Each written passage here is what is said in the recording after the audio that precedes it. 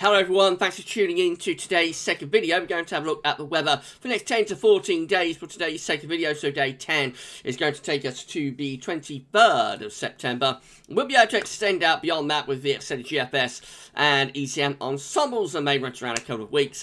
We're going to have a look at CFS V2 at the end of the video over the next 4 weeks, which will take us into the early part of October.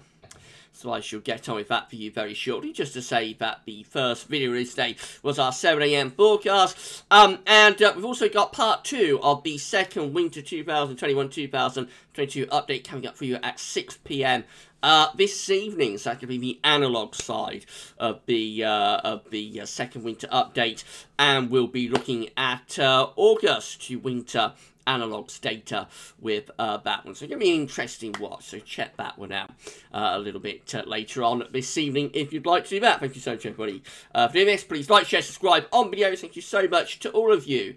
Talking of subscriptions and subscribers, we have reached 12,000 subscribers now, so that is absolutely amazing and incredible. Thank you so much, everybody, for getting us to 12k. Did a live stream yesterday where we were celebrating getting to 12k subscribers, and we picked up a new channel member. So I'm going to say thank you so much to JL. Thank you so much to JL for becoming a GavsWeatherVids channel member. That is absolutely incredible and amazing. Thank you so much for doing that. Around 65 channel members right now, so that's unbelievable. Thank you so much to all of you for doing that. If you'd like to become a channel member for GavsWeatherVids, all you need to do is click the join button. It'll take you through to another page where you see what benefits you get for becoming a channel member, and you can sign up on that page as well. Incredible. Thank you so much to all of you for your kindness and for your generosity too. And however you support Gavs, whether it's, whether it's through Patreon or whether it's through PayPal, you're a PayPal donor, whether you super chat on the live streams, it's just absolutely incredible all of the time. I'm always blown away by the support that we get. So thank you so much to all of you for doing this. And of course, you can support us, in other ways. It doesn't have to be financial. So subscribing, telling friends and family to subscribe as well. That's helping to support the channel. Watching the videos, liking, sharing, subscribing. All of those things help to promote and build up the channel. So however you support us, just thank you so much for doing this. GavsWeatherVids is absolutely incredible, and I'm always blown away. But yeah, thank you so much to JL for becoming our latest channel member, and thank you to all of you for getting us to 12k subscribers as well. Just to say, the giveaway, the merch giveaway with 2 pillows, going to be on Wednesday. We'll do a live stream 6 PM on Wednesday evening. Our old Wednesday live stream slot. We'll do that for 1 week this week, and probably run for half an hour. And in that live stream, we will do the merch giveaway, and we'll add everybody's name to name picker.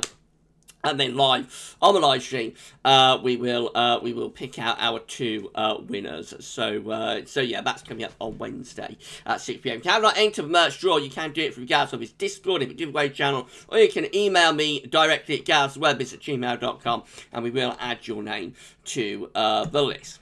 Right, that's sort of the announcements then. Let's get on with the video. We're going to start off in the tropical Atlantic. So here we go.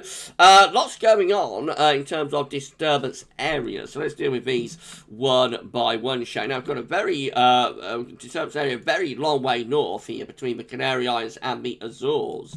So that yellow X just there is disturbance free, with a 0% chance of cyclone formation in the next 2 days, and 0% chance in the next 5 days. So I don't think we need to worry too much about that. We've also got this yellow X just here coming off the coast of Africa. That one is disturbance 1, and there's a 20% chance of cyclone formation with that in the next 2 days, but a 70% chance in the next 5 days. So that could well develop into some sort of tropical storm type system later on in the week. Another yellow X just here. Let's see what that one's doing. So that is disturbance 2. That's got a 0% chance of cyclone formation in the next 2 days, but a 50% chance in the next 5 days.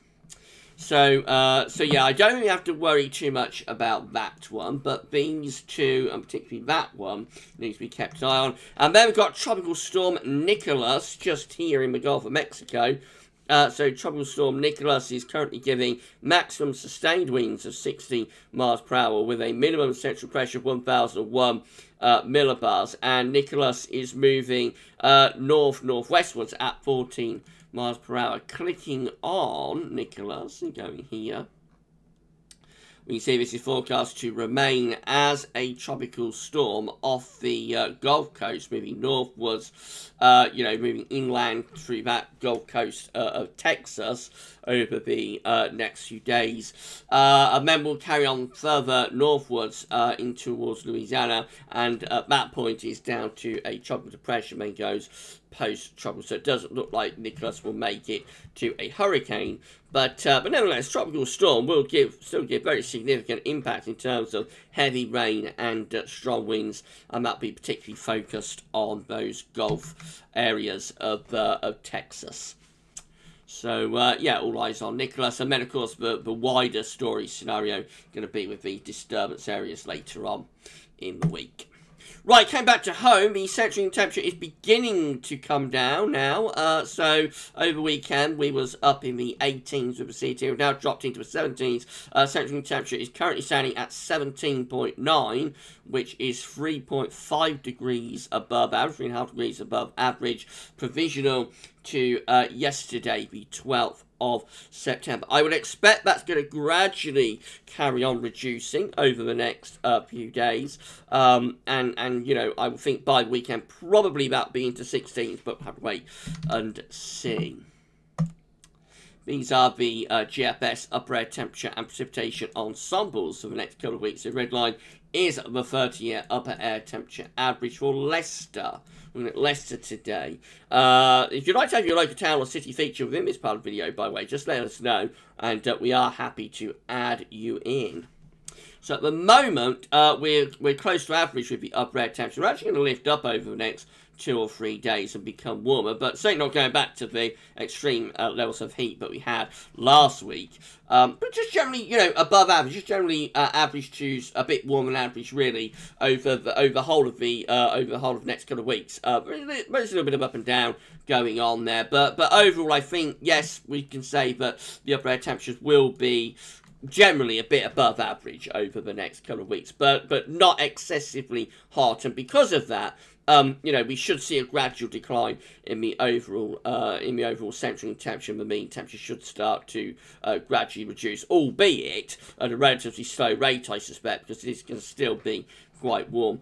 Precipitation-wise, we have got a lot of rain to come tonight and tomorrow through central parts of England and also eastern England as well. So, yes, there could be, you know, could be some really heavy rain around tonight and into tomorrow after a prolonged dry spell. That is much needed rain for central and eastern parts of England.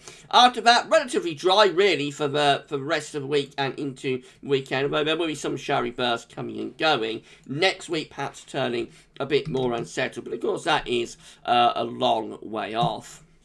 Temperature anomalies on the 13th to 21st of September going to be a little bit above average. Not excessively hot, but certainly averaging still a bit warmer than you know, than average. And precipitation anomalies on the 13th to 21st of September. Driving average through the northern half of the country still. Near normal to above average for many parts of England and Wales, and that's probably primarily, certainly central England, probably primarily down to tomorrow's wet weather. Temperature, not temperature, no, what I'm talking about later. We'll run that from earthnullschool.net. It looks like that. So looks a little bit more active in the Atlantic now, doesn't it? Generally, we've got deep low pressure around Greenland, Iceland. There's more low pressure there off the coast of Portugal, and this is a little feature just here that's going to bring the wet weather in across parts of England and Wales tomorrow. So yeah, just generally looking a little bit more lively, a little bit more active in the North Atlantic now, telling us that perhaps, you know, we're progressing on into the autumn. Right, let's turn webcam on. We'll have the generic charts. Okay, so we're going to start off with UK Met. This is for Thursday, midnight on Thursday from Weather Outlook. A little bit of a ridge building up from the southwest on Thursday. That gets flattened off through Friday into weekend as the next low comes in from the Atlantic. That brings wet weather, particularly to the north at the end of the week. I think a lot of rain in the south will be quite patchy with that. That low gets out of the way, and then we build up another ridge as we go into Saturday. Looks like that one's getting flattened off too during Sunday into the early part of next week as the next low sort of comes in from the Atlantic. Again, that probably brings the rain mainly into northern areas. Southern areas, I think rain's probably quite light and patchy. Definitely more mobility to the weather over the next week or so, if not desperately unsettled, but definitely more mobility to the weather.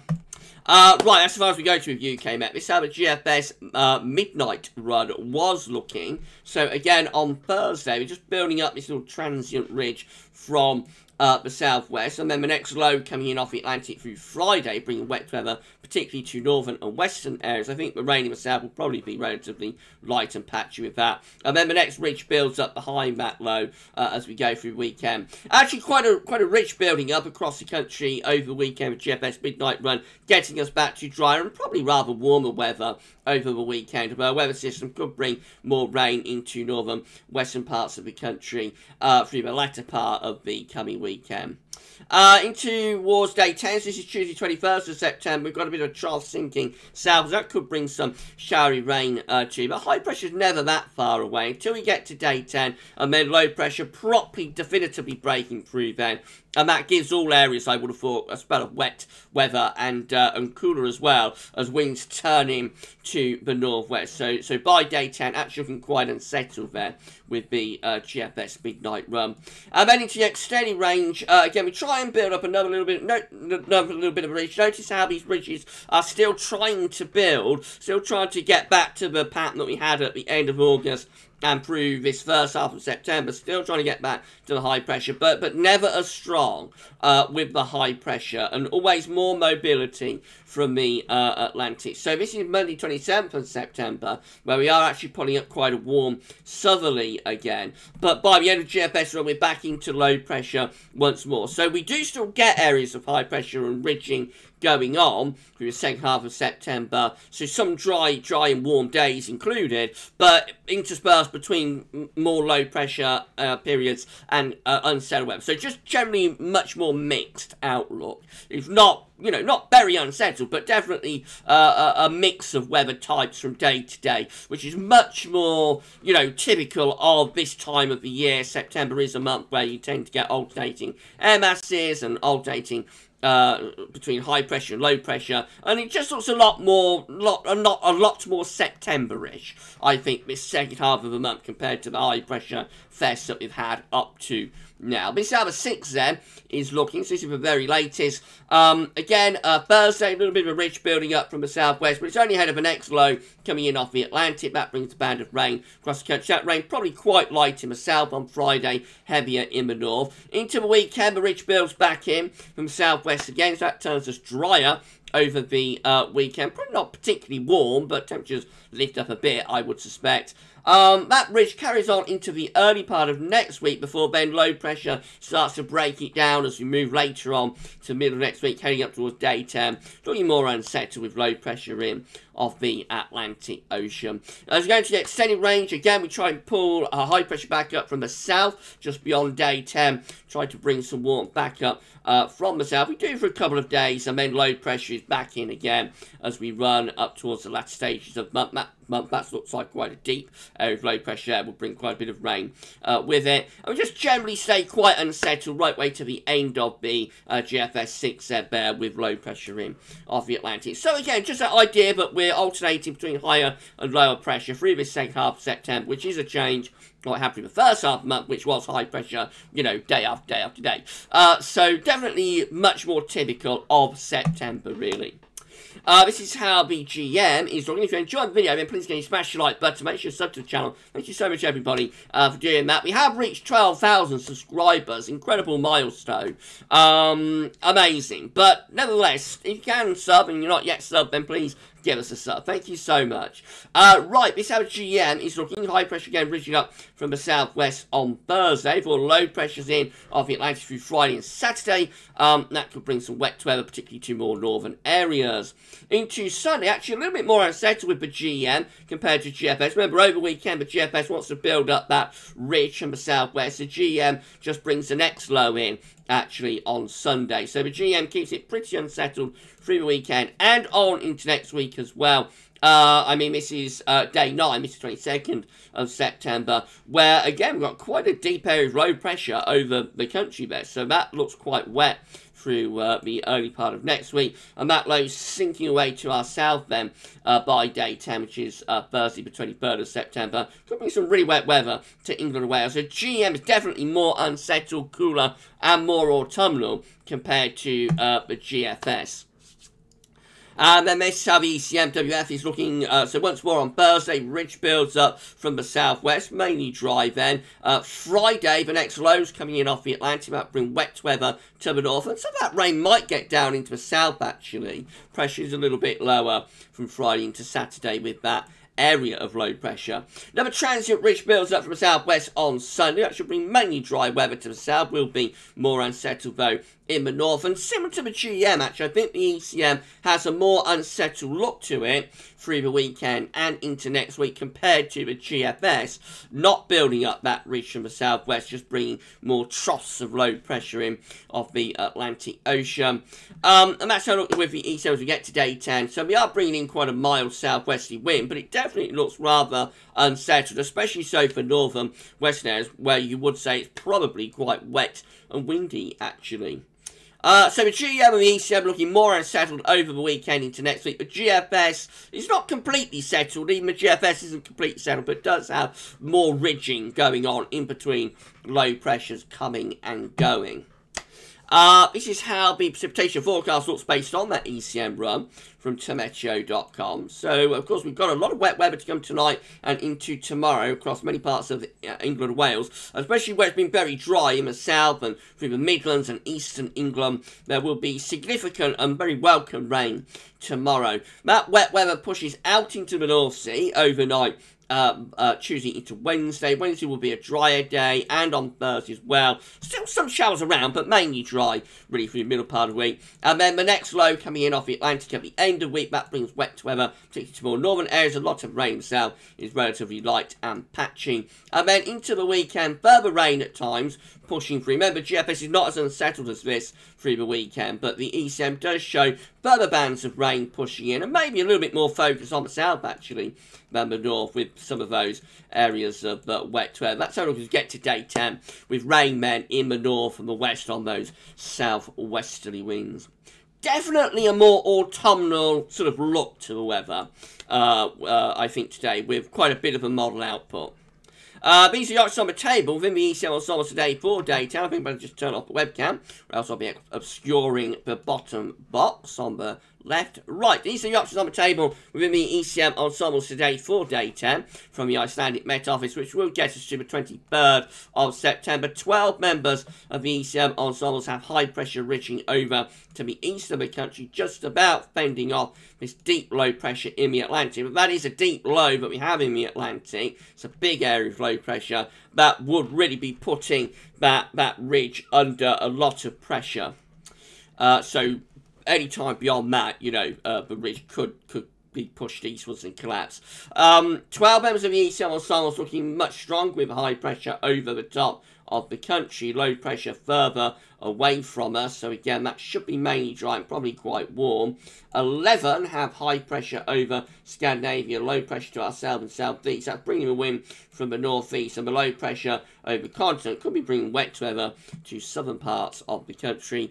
6 have high pressure over to the southwest country. Low pressure is away to the northwest. That's still keeping the high pressure going by its fingertips, but again, that high pressure is under quite a bit of pressure.